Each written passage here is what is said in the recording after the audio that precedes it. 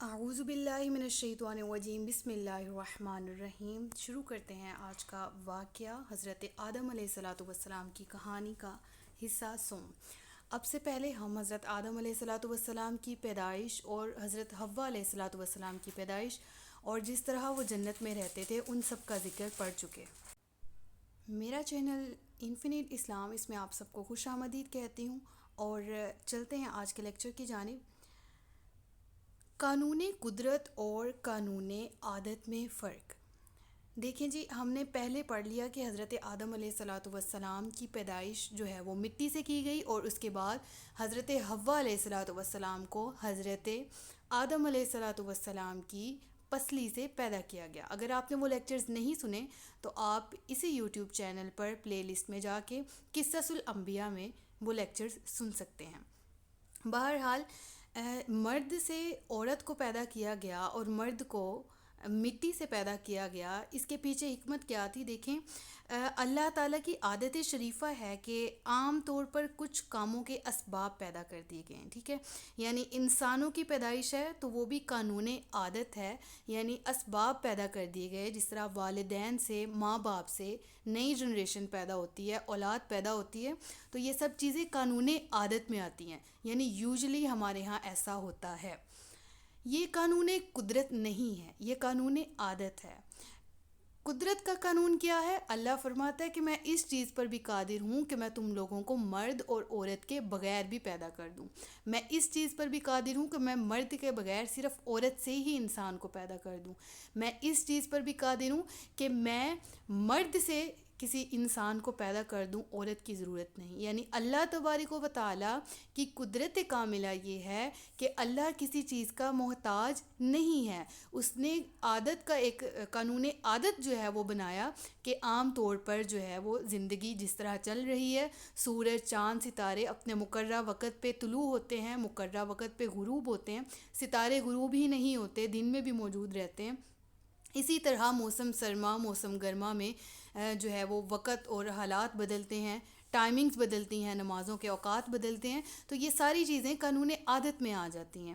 قانون قدرت کیا کہتا ہے؟ معراج جب کی گئی، قانون قدرت سے بڑے، وہ قانون قدرت میں تھا کہ جب آج کل کے یہودی، آج کل کے عیسائی اور آج کل کے جتنے بھی سائنسدان ہیں وہ یہ دعویٰ کرتے ہیں کہ ٹائم ٹریول اسی صورت میں ممکن ہے جب ہم ایک طرح سے کہہ لیں کہ E=mc²۔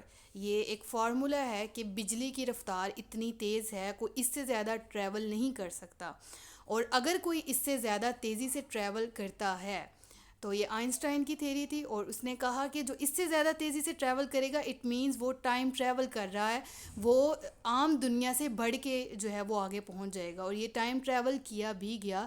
آج کل کی ہسٹری میں اب تک نبی کریم صلی اللہ علیہ وسلم کو ہی یہ شرف حاصل ہے، اور قیامت تک نہیں کسی کو یہ شرف حاصل ہوگا۔ جو واقعہ معراج میں ہم نے پڑھا کہ براق کی سپیڈ اتنی تھی، براق کی رفتار اتنی تھی کہ وہ جو ہے بہت زیادہ تیز سفر کرتا تھا، بجلی کی رفتار سے بھی بہت زیادہ۔ تو یہ کیا تھی؟ یہ قدرت تھی، قانون قدرت تھا اللہ کا، یعنی اللہ تبارک و تعالیٰ چاہے تو کیا نہیں کر سکتا۔ جیسے آدم اور حوا کی پیدائش تھی تو آدم کو مٹی سے پیدا کیا بغیر ماں باپ کے، اور دکھایا کہ میں پیدا کرنے پر قادر ہوں، میں کر سکتا ہوں۔ پھر حوا کو ایک مرد سے پیدا کیا، ایک عورت سے جنم نہیں دیا، حضرت حوا نے ایک عورت سے جنم نہیں لیا، مرد سے، مرد کی پسلی سے پیدا ہوئی آپ۔ اللہ نے دکھایا کہ میں یہ کرنے پر قادر ہوں۔ پھر حضرت مریم علیہ السلام نے حضرت عیسیٰ علیہ السلام کو جنم دیا، اور یہ جنم بغیر باپ کے تھا۔ اللہ نے دکھایا کہ اے لوگوں دیکھو، اے انسانوں دیکھو کہ میں کسی کا محتاج نہیں ہوں، میری قدرت کاملہ اس قدر وسیع ہے کہ میں جو چاہوں جیسے چاہوں کر سکتا ہوں۔ اور اسی طرح حضرت صالح علیہ السلام کی اونٹنی جو ہے وہ بھی بغیر ماں باپ کے، حضرت اسماعیل علیہ السلام کی قربانی جب ہونے لگی تھی، اس کی جگہ پہ جو دمبا آیا تھا وہ بھی بغیر ماں باپ کے جو ہے وہ ڈائریکٹ اتارا گیا تھا۔ تو یہ ساری کی ساری چیزیں اس چیز پر دلالت کرتی ہیں کہ اللہ تبارک و تعالیٰ کی قدرت ہماری سوچ سے کئی زیادہ وسیع ہے، ہماری سوچ اس کی قدرت کا احاطہ نہیں کر سکتی۔ تو یہی کچھ اس واقعے سے بھی ہم نے سیکھا کہ قانون قدرت اور قانون عادت میں بے بارہا فرق ہے، اور یہ بے شک اللہ کے سوا کوئی اور ذات نہیں کر سکتی، اور اللہ جس پر چاہے یہ انعام عطا کرتا ہے، جیسے میرے نبی کریم صلی اللہ علیہ وسلم کو یہ انعام عطا کیا گیا۔ تو یہ تھا کنکلوژن پچھلے 2 لیکچرز کا، اور ہم نے جو پچھلے 2 لیکچر سے سیکھا تھا، آج کے لیکچر میں ہم باقاعدہ آغاز کریں گے حضرت آدم اور حضرت حوا علیہ السلام کو درخت سے منع کیوں کیا گیا اور اس کے پیچھے حکمت کیا تھی۔ دیکھیں جی، حضرت آدم اور حضرت حوا علیہ السلام کو جب جنت میں رہنے کے لیے جو ہے وہ دے دیا گئی، اجازت دے دی گئی اور کہا گیا کہ جہاں مرضی رہیں، آپ کا جو دل کرتا ہے کھائیں، آپ نے جس طرح کی زندگی گزارنی ہے جنت میں آپ گزار سکتے ہیں، لیکن فلاں فلاں درخت کے قریب نہ جائیے گا۔ اب وہ درخت کس چیز کا تھا، اس کے بارے میں اختلافات ہیں، بعض کہتے ہیں گیہوں کا درخت تھا یا انگور کا درخت تھا، یہ بھی روایات ملتی ہیں۔ بہرحال ویلڈ ریزن نہیں ہے اس کی کوئی، یہ بہترین جو ہے وہ اللہ ہی جانتا ہے کہ وہ درخت کس چیز کا تھا اور اس کے قریب جانے سے منع کیوں کیا گیا۔ دیکھیں ساری حکمت ہے، ہم نے جو واقعے کی ابتدا یہاں سے کی کہ اللہ نے آدم کو پیدا کرنے سے پہلے ہی فرشتوں کو کہہ دیا تھا کہ میں زمین پہ خلیفہ بنانے والا ہوں۔ تو یہ نہیں کہا گیا کہ جنت میں آدم کو پیدا کر کے جنت میں رکھنے والا ہوں، زمین پہ خلیفہ بنانے والا ہوں، یعنی مراد یہ تھی کہ حکمت یہی تھی کہ آدم نے زمین پہ اترنا ہے، اور اس کو اتارنے کے لیے، حضرت آدم کو زمین پر اتارنے کے لیے جو اللہ نے حکمت عملی جو اختیار کی حکمت تھی اللہ تبارک و تعالیٰ کی، اس کا ذکر ہمیں اس واقعے میں ملتا ہے۔ اور اس درخت کے قریب جو جانے سے منع کیا گیا تھا، اس وجہ سے نہیں کیا گیا تھا کہ یہ جو ہے وہ مکروہ تحریمی ہے یعنی حرام ہے، بلکہ مکروہ تنزیہی کہا گیا اس عمل کو، یعنی اللہ نے ان کے لیے ناپسند کیا کہ آپ اس درخت کے قریب نہ جائیے گا، اس کے علاوہ آپ پوری جنت میں جہاں سے مرضی کھا سکتے ہیں اور جہاں مرضی جا سکتے ہیں۔ اور پھر سوال ذہن میں یہ اٹھتا ہے کہ اگر اللہ نے آدم کو زمین پر اتارنا ہی تھا تو پھر اس کے پیچھے یہ سارے کا سارا جو عمل ہوا یہ کیوں ہوا؟ اللہ چاہتا تو ڈائریکٹ بھی زمین پہ اتار دیتا۔ تو بات وہی آ جاتی ہے اللہ تبارک و تعالیٰ کی حکمتوں کی، جس کو ہم نہیں جان سکتے، اور انسان کو بھی یہ درس دیا گیا اس واقعے کے ذریعے کہ کس طرح اللہ تبارک و تعالیٰ کا قرب حاصل کرنا ہے، اور کس طرح اگر ہم جنت میں ہیں، جنت میں رہتے ہیں، تو اس جنت سے زمین پر اتریں تو واپس جنت میں جانا ہے، یہ سفر کیسے کرنا ہے، اس واقعے سے ہمیں بہترین رہنمائی ملتی ہے۔ تو حکمت یہی تھی کہ دیکھا جائے کہ اب یہ حضرت آدم علیہ السلام اور حضرت حوا علیہ السلام جو ہیں جنت سے زمین پر اتارے جانے تھے، تو اس کے پیچھے منع کیا گیا کہ اب اوبویسلی اللہ تبارک و تعالیٰ کو معلوم تھا کہ آدم جو ہیں وہ جائیں گے اور وہ پھل بھی کھائیں گے، اور شیطان کو بھی اختیار دیا گیا تھا کہ وہ شیطان جو ہے وسوسہ ڈال سکتا ہے اور پھسلا سکتا ہے ان کو۔ تو یہ سارے کا سارا معاملہ جو تھا وہ اللہ تبارک و تعالیٰ کی حکمت پہ بیس کرتا تھا۔ اب شیطان کے حضرت آدم علیہ السلام کو پھسلانے کا کیا مطلب ہے؟ سب سے پہلے ایک چیز کو خیال رکھیں کہ آدم علیہ السلام سے خطا نہیں ہوئی تھی، ہم یہ نہیں کہہ سکتے کہ وہ خطا کار تھے یا وہ گناہ گار تھے۔ میں نے بہت سے عالموں کو یہ کہتے سنا ہے کہ آدم سے خطا ہوئی تھی، آدم سے گناہ ہو گیا تھا، انہوں نے نافرمانی کی تھی۔ دیکھیں ایسا نہیں تھا، آدم علیہ السلام نے جو عمل کیا اور اس کے کرتے وقت آدم علیہ السلام کے ذہن میں یہ نہیں تھا کہ اللہ نے یہ منع کیا۔ آپ کو آسان الفاظ میں سمجھاؤں تو ہم روزہ رکھتے ہیں، روزے سے ہوتے ہیں، اور اس حالت میں ہم کچھ بھولے سے کھا لیتے ہیں تو اللہ نے اس پہ ہماری پکڑ نہیں فرمائی۔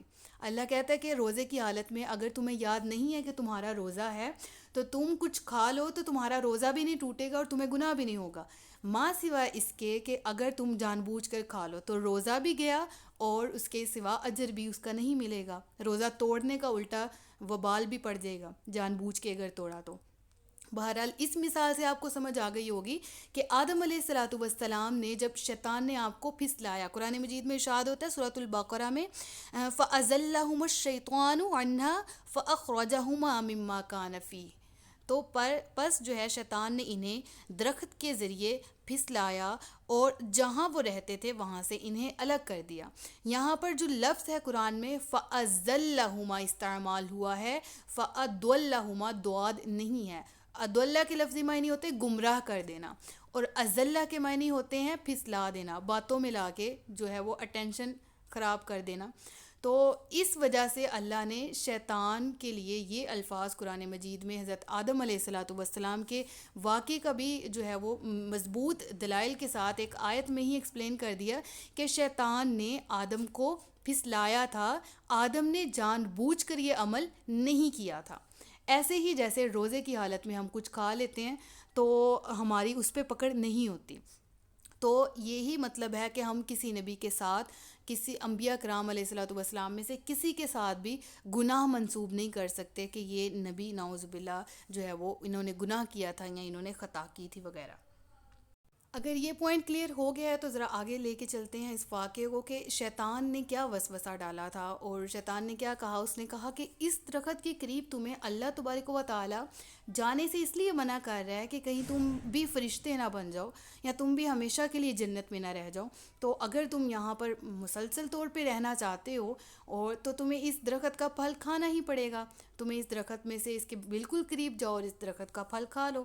تو کیا ہوا تھا کہ جب حضرت آدم علیہ الصلاۃ والسلام نے جو ہے وہ قصدن اختیار نہیں کیا، یہ آپ نے ارادتاً درخت کے قریب نہیں گئے اور قصدن جان بوجھ کے آپ نے شیطان کی بات نہیں مانی کہ ذہن میں یہ بھی تھا کہ اللہ نے منع کیا اس کے باوجود آپ گئے ہوں، ایسا نہیں تھا۔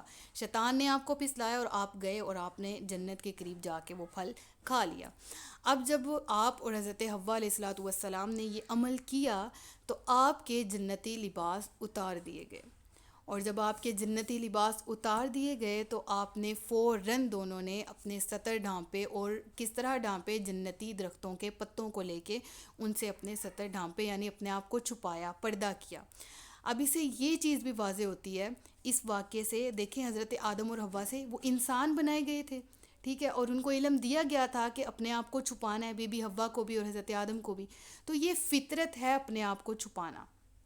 اگر کوئی شخص، کوئی عورت پردہ نہیں کرتی، کوئی مرد اپنے آپ کو، اپنے سطر کو نہیں ڈھانپتا، اٹ مینس کہ وہ، اس کا یہی ظاہری مطلب ہے کہ وہ فطرت سے خالی ہے، وہ حضرت آدم کی سنت پہ نہیں ہے، وہ حضرت حوا کی سنت پہ نہیں ہے جو کہ ہمارے اصلی والدین ہیں، انہی کی نسل سے ہم کہتے ہیں ہم سب اولاد آدم ہیں، ہم سب بے شک ان کی ہی نسل سے ہیں، اور ہم مانتے ہیں کہ ہمارے حقیقی والدین حضرت اماں حوا علیہ الصلاۃ والسلام، حضرت آدم علیہ الصلاۃ والسلام ہیں۔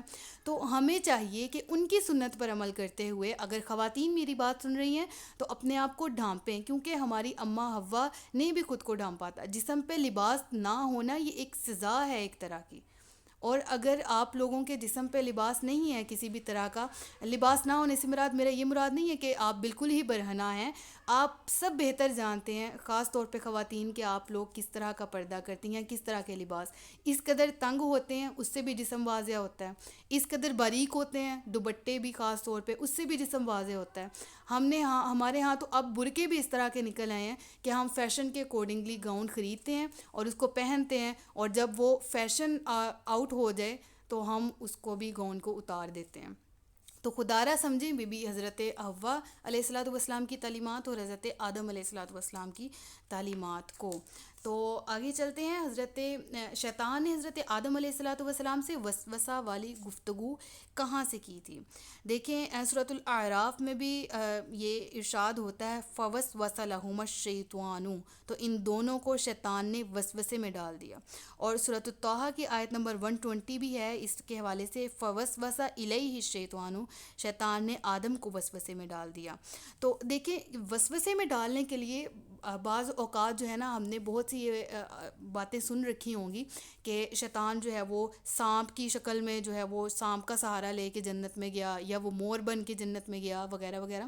شیطان جب مردود ہو گیا تو اس کا جنت میں ہر طرح سے داخلہ منع تھا۔ اب شیطان جو ہے وسوسہ ڈالنے کے لیے اس کا کسی بھی طور پہ، جسمانی طور پہ کسی کے پاس جانا ضروری نہیں ہے، ٹھیک ہے نا، اور نہ ہی یہ ضروری ہے کہ وہ جسے وسوسے میں ڈال رہا ہے تو وہ جس کو جو وسوسے میں ڈل رہا ہے وہ شیطان کو دیکھ بھی رہا ہو۔ جیسے ہم ہیں، اپنی مثال لے لیں ہم، کہ شیطان جو ہے آپ اس کو ظاہری طور پر دیکھ رہے ہیں؟ بالکل بھی نہیں دیکھ رہے، اور ہمیں پتہ بھی نہیں ہے کہ ایک تو ان کا گروہ شیطان کے چھوٹے چھوٹے چیلے ہوتے ہیں جو ہر ایک کے پہ مسلط ہیں، اس کے علاوہ جو مین شیطان ہے وہ ہر جگہ سے اسے حساب ہوتا ہے کہ کس بندے کو کس طرح سے پھسلانا ہے اور کس چیز سے منع کرنا ہے اور کس طرح کا گناہ کروانا ہے. تو اسی طرح حضرت آدم علیہ الصلوۃ والسلام کے بارے میں بھی کہا جاتا ہے کہ ان کو بھی جو ہے وہ کسی صحیح حدیث میں یا قرآن مجید میں یہ وارد نہیں ہے کہ وہ جنت میں گیا اور اس نے وہاں جا کے ان کو پھسلایا. قرآن میں صرف یہی ارشاد ہوتا ہے کہ شیطان نے وسوسہ ڈالا، اور احادیث وغیرہ میں بھی ویلڈ ریفرنس نہیں ہے اس چیز کا کہ شیطان جنت کے اندر داخل ہوا تھا. اس نے جو ہے وہ ویسے ہی شیطان نے بہکانے کی کوشش کی تھی. اور شیطان کو جب اللہ نے مہلت دی تھی تو اس کے ساتھ ساتھ اس قدر یہ تصرف بھی، مطلب طاقت بھی ایک طرح کی دے دی تھی کہ وہ کہیں بھی ہو وہ لوگوں کو وسوسے ڈال دیتا ہے. ٹھیک ہے، جس طرح حضرت اسرائیل ملک الموت ہیں، فرشتے ہیں، لیکن اتنی طاقت ان کو اللہ نے ان کو اللہ سے حاصل ہے کہ وہ ایک لمحے میں جو ہے وہ، اللہ معاف کرے، کسی جگہ ایکسیڈنٹ ہو جائے یا اچانک کوئی حادثہ ہو جائے تو ایک لمحے میں کتنے لوگ مرتے ہیں. تو حضرت اسرائیل کو اس قدر طاقت دی گئی ہے کہ وہ ایک لمحے میں وہ کام کر دیتے ہیں. تو اللہ تبارک و تعالیٰ نے ایسے ہی شیطان کو بھی وسوسہ ڈالنے کی طاقت جو ہے وہ دی ہوئی ہے، وہ کہیں سے بھی ڈال سکتا ہے اور کسی پہ بھی وار کر سکتا ہے. تو اب ذرا دیکھیں، یہ جب شیطان کی طاقت ہے اس کے بارے میں ہم مان بھی رہے ہیں. ٹھیک ہے، ہم یہ بھی جانتے ہیں کہ شیطان ہاں جی طاقتور ہے، اللہ نے اس کو جو ہے وہ اتنا دیا ہے کہ وہ جو ہے وہ بہکا سکتا ہے، پھسلا سکتا ہے. تو ذرا اپنے نبی کریم صلی اللہ علیہ وسلم کی طاقت کی بھی بات کر لیتے ہیں کہ جہاں پر ہم بات کریں شیطان کی تو ہم چپ کر کے تسلیم کر لیتے ہیں کہ ہاں شیطان کے پاس طاقت ہے، شیطان کے پاس علم ہے، وہ بہکا سکتا ہے، وہ پھسلا سکتا ہے وغیرہ وغیرہ. لیکن جب بات آ جائے میرے نبی کریم صلی اللہ علیہ وسلم کے علم کی تو ہم جیسے بہت سے فتنہ فساد مچانے والے جو زمین پہ موجود ہیں، جن سے کہا جائے کہ زمین پہ فساد نہ کرو تو کہتے ہیں ہم تو فساد نہیں مچانے والے، ہم تو اصلاح کرنے والے ہیں. سورۃ البقرہ کی آیت ہے یہ. تو وَإِذَا قِيلَ لَهُمْ لَا تُفْسِدُوا فِي الْأَرْضِ قَالُوا إِنَّمَا نَحْنُ مُصْلِحُونَ. اصلاح کے نام پہ فساد مچا رہے ہیں اور کہتے ہوتے ہیں نبی کریم صلی اللہ علیہ وسلم کو علم غیب نہیں ہے، یا وہ کہہ رہے ہوتے کہ نبی کریم صلی اللہ علیہ وسلم کے پاس کوئی طاقت نہیں ہے، وہ بشر تھے، وہ نبیوں کی طرح زمین پر اترے اور ایسے ہی چلے گئے. ارے آپ لوگوں کی سوچ ہے یہ، اس قدر چھوٹی سوچ کہ میرے نبی کریم صلی اللہ علیہ وسلم خود فرماتے ہیں کہ میرا حقیقی علم میرے اللہ کے علاوہ بھی کسی کو نہیں ہے. وہ اس قدر بلند ذات ہیں کہ ہماری زبان کی اوقات ہی نہیں ہے کہ ہم ان کے بارے میں بات کر سکیں. وہ جو اللہ تبارک و تعالیٰ نے اس حالہ نور کو بشریت کے لباس میں، بشریت کا لباس اوڑھ کے دنیا میں بھیجا اور رحمت للعالمین بنایا، اور عالم سے مراد بہت سارے عالم آ جاتے ہیں، اور سب کے لیے رحمت بنایا. اور ہم پھر کہتے ہیں وہ عام انسانوں کی طرح انسان تھے. ارے نہیں بھائی، ہمارے پاس تو آنکھیں نہیں ہیں ان کو دیکھنے کے لیے، ہمارے پاس تو کان ہی نہیں ہیں ان کی باتیں سننے کے لیے، ان کی شان سننے کے لیے، ہماری اوقات ہی نہیں ہے کہ ہم اپنے گناہ گار ہونٹوں سے، گناہ گار زبان سے جو ہے وہ ان کی شان بیان کر سکیں. ہم کوشش ضرور کرتے ہیں، ہمارا عقیدہ ہے، ہمارا ایمان ہے کہ ہمارے نبی کریم صلی اللہ علیہ وسلم کا علم جو ہے وہ پوری کائنات کے علم میں سب سے زیادہ ہے. یعنی کہ اللہ کا علم عطائی علم ہے، اور اللہ نے اپنے نبی کریم صلی اللہ علیہ وسلم کو جو علم دیا، اللہ تبارک و تعالیٰ کا علم جو ہے وہ ذاتی ہے، اور اللہ کے حبیب کا علم عطائی ہے. اب اسی طرح اللہ کا ذاتی علم، اللہ اس ذاتی علم میں سے علم عطا کرتا ہے اپنے حبیب صلی اللہ علیہ وسلم کو. تو ہم یہ ماننے پر دل سے جو ہے اطمینان رکھتے ہیں کہ میرے نبی کریم صلی اللہ علیہ وسلم کو اللہ نے اس قدر علم عطا کیا کہ تمام انبیاء کرام علیہ الصلوۃ والسلام جو ہے ان کا علم شامل کر کے بھی حضرت محمد صلی اللہ علیہ وسلم کے علم کے برابر نہیں ہے. اللہ کا علم ذاتی ہے اور اللہ کے حبیب کا علم عطائی ہے جو کہ اللہ ہی نے عطا کیا ہے. اس سے ریلیٹڈ میں آپ کو ایک بہت ہی خوبصورت واقعہ جو ہے وہ بتاتی ہوں. سنن ابی داؤد میں یہ واقعہ جلد 2 میں صفحہ نمبر 152 میں جو ہے یہ مذکور ہے. واقعہ کچھ اس طرح سے ہے کہ نبی کریم صلی اللہ علیہ وسلم نے ایک عربی شخص تھا، اس سے گھوڑا خریدا اور آپ نے اس کی قیمت بھی ادا کر دی. لیکن اس کے بعد جو ہے وہ عربی جب آپ سے ملا تو اس نے پھر مطالبہ کیا کہ قیمت دیں. تو آپ نے کہا کہ قیمت تو میں نے ادا کر دی ہے. تو آپ نے کہا کہ اس پر جو ہے وہ مجھے گواہ چاہیے. وہ عربی جو ہے وہ کہتا ہے کہ مجھے گواہ لا کے دو جو گواہی دے کہ ہاں آپ نے قیمت ادا کر دی ہے. تو آپ نے خیال کیا کہ میری گواہی کون دے گا، اس وقت تو کوئی موجود ہی نہیں تھا. تو مطلب جب آپ نے گھوڑا خریدا تھا تو کوئی موجود نہیں تھا. تو حضرت خزیمہ رضی اللہ تعالیٰ عنہ نے اٹھ کے کہا یا رسول اللہ صلی اللہ علیہ وسلم، میں گواہی دیتا ہوں کہ آپ نے عربی کو گھوڑے کی قیمت ادا کر دی ہے. تو آپ نے جب ان سے پوچھا کہ تم نے یہ گواہی کیسے دی حالانکہ تم اس وقت موجود ہی نہیں تھے، تو انہوں نے عرض کیا یا رسول اللہ صلی اللہ علیہ وسلم، آپ ہمیں آسمانوں کی خبریں بتاتے ہیں تو ہم آپ کی تصدیق کرتے ہیں، تو کیا اس گھوڑے کی قیمت ادا کرنے پر آپ کی تصدیق ہم نہ کریں گے؟ یہ کیسے ہو سکتا ہے؟ تو نبی کریم صلی اللہ علیہ وسلم نے آگے سے فرمایا کہ آئندہ خزیمہ رضی اللہ تعالیٰ عنہ جہاں اکیلے ہی گواہی دیں گے، ان کی گواہی 2 شخصوں کے برابر سمجھی جائے گی۔ سبحان اللہ! یعنی دین اسلام میں دیکھیں کہ نسبت کا فائدہ، اگر نسبتیں مضبوط ہوں تو دیکھیں ایک گواہی کے برابر حضرت خزیمہ رضی اللہ تعالیٰ عنہ کی 2 گواہیاں کر دے گی، آقا ان سے اس قدر خوش ہوئے۔ سبحان اللہ! تو بے شک زمین و آسمان کے علوم جو ہیں اللہ کے علاوہ، اللہ کے ساتھ ساتھ اللہ کے محبوب صلی اللہ علیہ وسلم بھی جانتے ہیں۔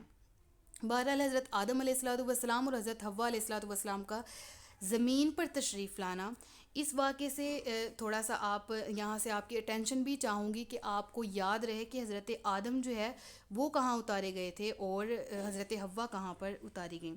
جب حضرت آدم اور حضرت حوا نے وہ پھل کھا لیا تو آپ سے جنتی لباس جو ہیں وہ چھین لیے گئے، اور پھر آپ نے پتوں سے اپنے آپ کو ڈھانپا اور آپ کو زمین کی طرف اتار دیا گیا اور کہا گیا وَقُلْنَا اهْبِطُوا بَعْضُكُمْ لِبَعْضٍ عَدُوٌّ، اور ہم نے ان سے کہا کہ تم اتر جاؤ، بعض تمہارے بعض کے دشمن ہیں۔ سورۃ البقرہ کی ہی آیت تلاوت کی میں نے۔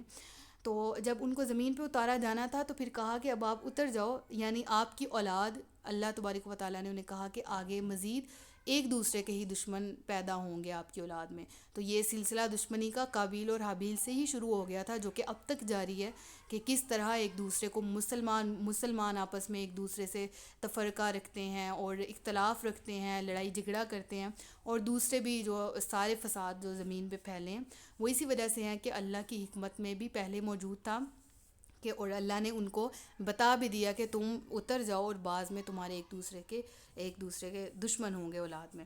بہرحال جب آپ زمین پہ اتار دیے گئے تھے تو آپ حضرت آدم علیہ السلام جو ہیں وہ سراندیپ، ایک یہ ہندوستان کا ایک مقام ہے، یہاں پر اتارے گئے تھے، اور حضرت حوا علیہ السلام جدہ جو سعودی عرب میں ہے وہاں پر ان دونوں کو اتارا گیا تھا، اور شیطان جو ہے ان سے پہلے ہی مردود ہو چکا تھا تو وہ زمین پہ آ چکا تھا، وہ ایلا نامی ایک بستی ہے وہاں پر اتارا گیا تھا۔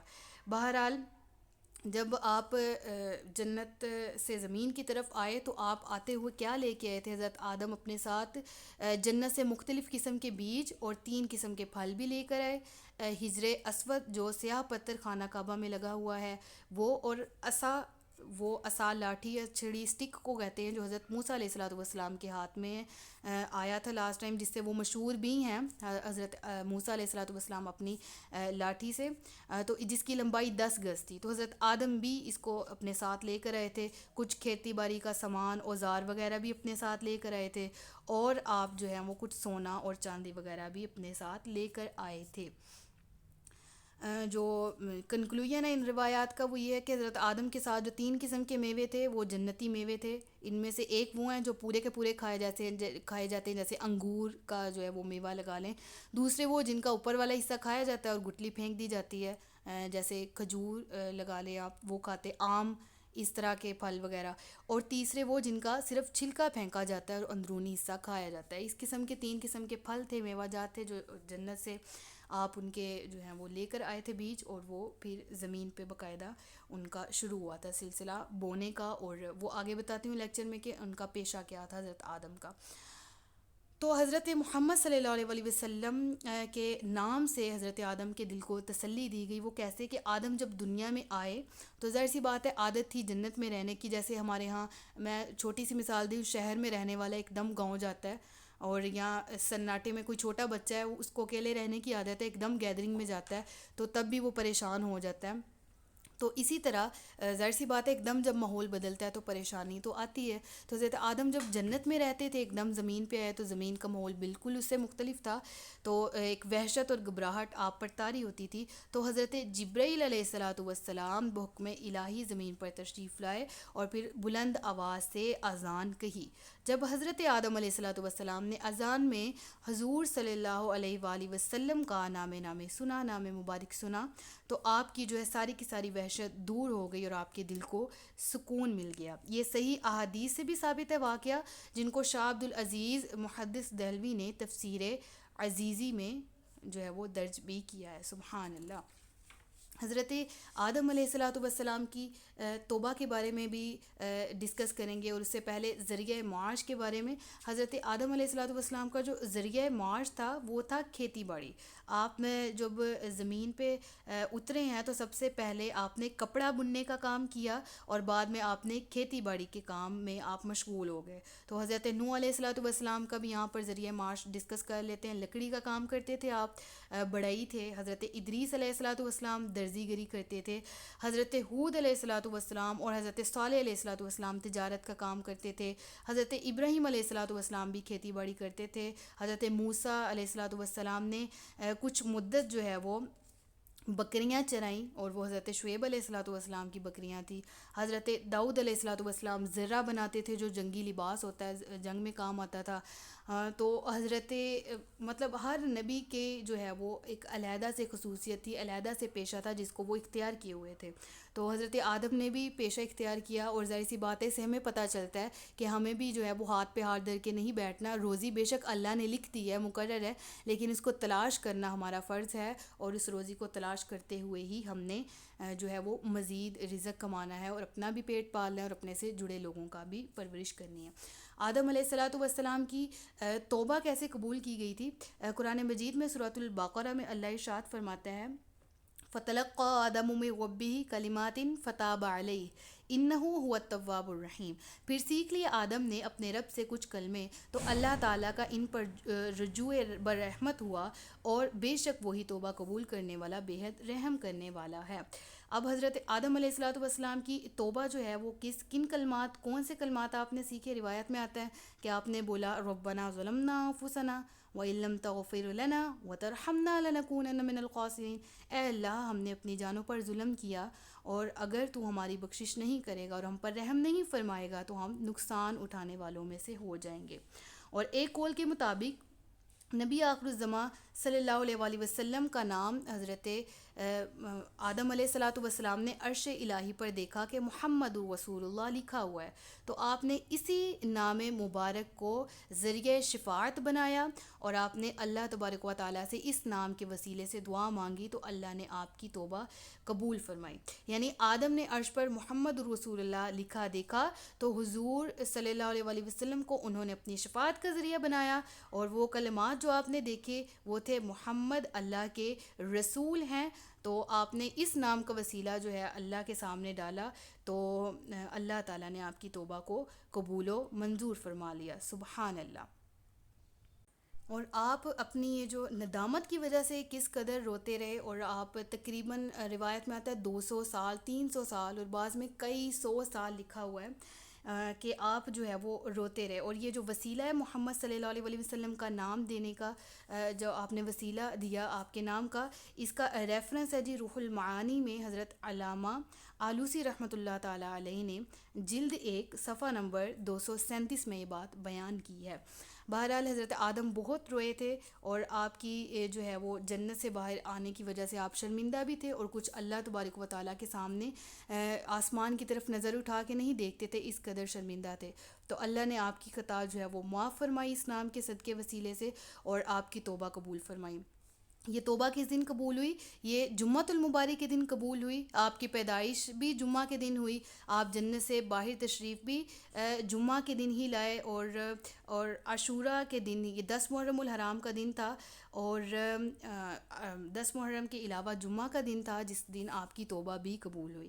سبحان اللہ۔ یعنی ہر بڑا کام جو ہے وہ عاشوراء کے دن ہوا، جیسے حضرت آدم کی توبہ قبول ہوئی، حضرت نوح کی جو کشتی تھی زمین پر اتری، دن 10واں رات 11ویں تھی، حضرت یونس کی مچھلی جو ہے وہ پیٹ سے، جب مچھلی کے پیٹ سے باہر آئے تو تب بھی دن 10واں رات 11ویں تھی. حضرت ایوب کو شفا جب عطا ہوئی دن 10واں رات 11ویں تھی. حضرت موسیٰ کا فرعون سے نجات پانا، فرعون کا غرق ہونا دن 10واں رات 11ویں تھی. ٹھیک ہے، یعنی الغرض 10 تاریخ سے بہت زیادہ نسبتیں ہیں. تو اب یہاں پر ایک اور ریفرنس بھی ہمیں مل جاتا ہے کہ ہم جو 11ویں کا ختم دلانا جائز ہے کہ نہیں جائز، اور یہ ختم میں ہم کرتے کیا ہیں، پڑھتے کیا ہیں جو اس کو کہا جاتا ہے کہ یہ ناجائز ہے یا یہ حرام ہے وغیرہ. تو دیکھیں حضرت غوث اعظم رحمۃ اللہ تعالیٰ علیہ کے نام پر یہ دلایا جاتا ہے، اور غیر اللہ کے نام پر اس کو اس وجہ سے نہیں کہیں گے کہ بیسیکلی اس میں پڑھا قرآن مجید جاتا ہے، قرآن مجید کی آیات پڑھی جاتی ہیں، اور جو کچھ بھی کھانا وغیرہ بنایا جاتا ہے اس کو غریبوں میں تقسیم کر دیا جاتا ہے، اور دعا کی جاتی ہے کہ ہماری یہ عقیدت قبول کی جائے اور اس کے صدقے سے ہمیں بھی ثواب عطا ہو، حضرت غوث اعظم کو بھی ثواب عطا ہو، حضرت شیخ عبد القادر جیلانی رحمۃ اللہ تعالیٰ علیہ، اور پھر اس کے علاوہ جتنے بھی جو لوگ اس دنیا سے گزر چکے ہم سب کی بارگاہ میں اس کو تحفتاً عقیدتاً محبتاً پیش کرتے ہیں. تو اس سے ہمیں یہاں سے یہ 10 محرم الحرام سے اور 10 تاریخ سے یہ ریفرنس ملتا ہے کہ ہر بابرکت کام جو ہے وہ 10 تاریخ کو ہوا، اور جو رات تھی وہ جو 11ویں تھی. تو اس وجہ سے ہمیں چاہیے کہ ہم عام ہر مہینے میں جب 10 تاریخ آتی ہے اور جب 11ویں رات جس تاریخ کی ہو تو اس دن کچھ نہ کچھ جو ہے وہ اللہ کی راہ میں 2 نفل پڑھ لیا کریں. ضروری نہیں ہے کہ آپ کچھ بانٹیں ہی، آپ کے پاس علم ہے علم کو بانٹیں، اللہ کی راہ میں دیں. آپ کے پاس کچھ نہیں ہے، آپ نوافل ایکسٹرا پڑھیں، اللہ کی بارگاہ میں دعا کریں کہ اللہ انہی نیک بندوں کے صدقے سے ہم سب پر بھی رحم فرمائے. تو بہرحال یہ ریفرنس یہاں سے ملتا تھا تو میں نے اس واقعے میں ڈسکس بھی کر دیا. اب یہاں سے تھوڑا سا ڈسکس کر لیتے حضرت حوا اور حضرت آدم کی جو ہے دوبارہ ملاقات کیسے ہوئی. تو میں نے جیسا کہ بتایا کہ حضرت آدم ہندوستان کے ایک علاقے سراندیپ کے پہاڑ پر اترے تھے، اور حضرت حوا جو ہے وہ جدہ میں جو ہے وہ اتری تھی. تو توبہ قبول ہونے کے بعد دونوں کی ملاقات میدان عرفات پر ہوئی تھی. ٹھیک ہے، جس کا پرانا نام وادی نعمان تھا. ٹھیک ہے، اور اسے میدان عرفات کیوں کہا جاتا ہے؟ عرفات کے لفظی معنی پہچاننا. تو چونکہ حضرت آدم اور حوا نے ایک دوسرے کو پہچانا تھا اس مقام پر، اسی وجہ سے ان کو آدم اور حوا کو کے ملنے کی وجہ سے اس میدان کو میدان عرفات کہا جاتا ہے. اور قیامت کے دن ہم سب لوگ اسی جگہ سے اکٹھے کیے جائیں گے اور یہیں سے واپس اٹھائے جائیں گے. Thank you so very much, آپ لوگوں نے مجھے سپورٹ کیا. آپ لوگوں کی دعاؤں کی وجہ سے میں اس قابل ہوئی کہ میں اس پورے واقعے کو سمیٹ سکوں.